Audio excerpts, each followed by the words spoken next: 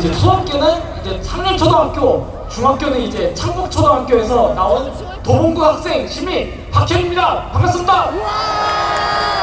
네, 12월 4일 이제 학교 축제 준비를 하면서 이제 밤늦게 이제 친구들과 모였을 때 갑자기 소식을 들었습니다. 21세기 대한민국에 계엄령이 떨어졌다는 얘기였습니다. 당연히 저를 포함한 반 아이들 모두가 스킵을 하고 유튜브로 생방송으로 뉴스를 봤는데 당시 윤석열이 했던 발언을 인용하자면 파렴치한 종북 반국가 세력을 일거에 척결하고 자유헌정주의 시설을 지키기 위해라는 표현을 사용했습니다. 들으면서 귀에 들어온 발언은 척결이었습니다. 고등학생이 제가 봐도 참 후지하고 유아틱한 표현이었습니다. 들으면서 귀에 죄송합니다. 예. 자기에게 반대하면 전부 다 반국가 세력입니까? 아닙니다! 다른 방송들은 다 지켜보고 있는 가운데 국회의원들은 국회의사당에 들어가지 못하고 있고 군인들이 국회의사당에 창문을 깨고 들어가는 장면은 당시에 저희에게 너무나도 충격적이었습니다. 제가 다니는 고등학교가 강화도 인천인지라 가장 두려웠던 건 역시 서울에 계신 저희 부모님이셨습니다. 4.19, 5.18, 6.월항쟁 과 같은 이제 나라를 구하고 이 땅에 민주주의가 내릴 수 있도록 노력하신 수많은 선대 운동가분들과 무고한 국민의 희생이 필요한 순간이 또 올 수도 있다는 생각에 그날은 계엄이 해제되기까지 잠을 잘 수 없었습니다.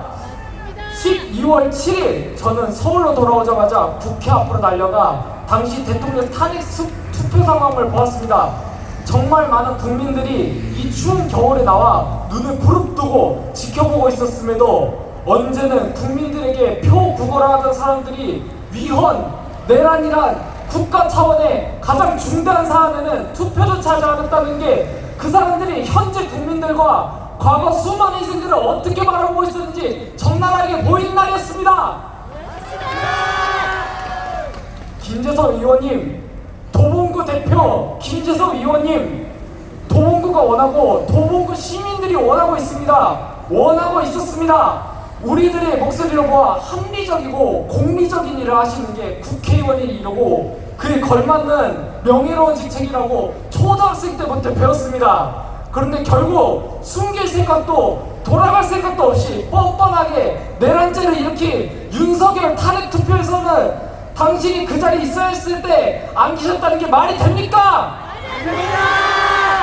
그 투표로 인해 근 일주일 동안 국가 예산이 140조의 손실이 있었다고 국회 보고에서 들었습니다. 그로 인한 부담은 몇 날 며칠 이른 아침부터 밤까지 일하시고 우리들을 먹여 살려주시는 저희 엄마 아빠한테 돌아올 테고 추후에 성인이 되는 저와 제 동생 그리고 이 땅의 모든 학생들과 국민들에게 돌아올 것입니다. 저처럼 지금 운 좋게 바람권 얻은 고등학생보다 훨씬 더 똑똑한 사람들이 국회의원이 되었고 나라와 공익을 위해 일하는 사람들은 스스로 떳떳해야 정상입니다.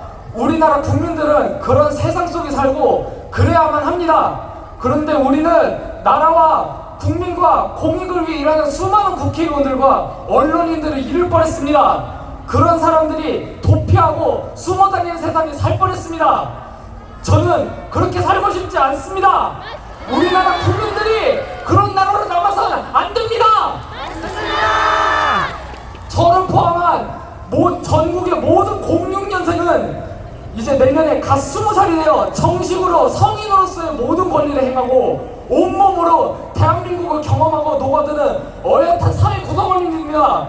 그 전까지 저는 무슨 일이 있어도 떳떳하고 바른 대통령과 국회의원들이 있는 나라에서 그런 국민이 되고 싶습니다. 대한민국의 안보를 위해 군대도 가야 합니다. 그리고 그 안전한 나라 속에서 평생 국가와 사회를 위해 공헌을 하며 떳떳한 시민으로 거듭나고 싶습니다. 쭉 함께 하겠습니다. 감사합니다. 마지막 구호 두 개만 외치고 저는 바로 발언을 마치도록 하겠습니다. 내란 수기 윤석열은 즉각 탄핵하라! 탄핵하라! 내란 동조 김재섭은 탄핵에 투표하라! 투표하라! 네, 감사합니다. 네. 저희가 예상했던 시간보다 지금 30분 정도